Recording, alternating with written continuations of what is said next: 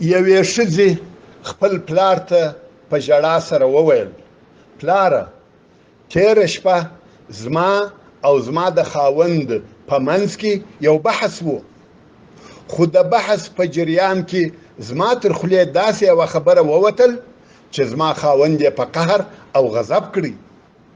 کله چې مې د ده ناراضه کېدل او خواشیني ولیده، پر هغه خپله خبره پښیمانه سوم او عذر مې ورته ووایه، خو ده نه غوښته چې زما سره خبرې وکړي او مخ یې راڅخه واړاوه.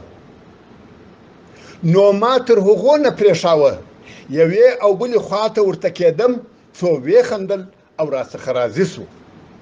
خو بیا هم زه له خپله ربه په دې سبب بیریږم چې ما ته به پر هغه څو لحظو سزا راکړي کومې چې ما په هغو لحظو کې د ده څو څاڅکي وینه د ده د قهر په سبب ور وسوځل.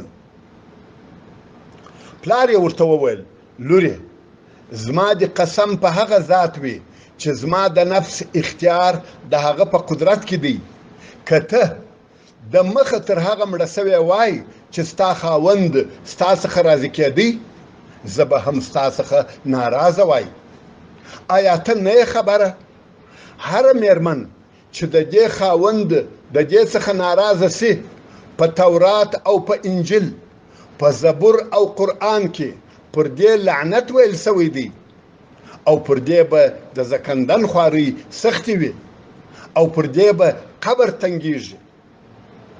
نو خورې، خوشبختي دې هغې ښځې لره وي چې د دې خاوند د دې څخه خوشحاله او راضي وي.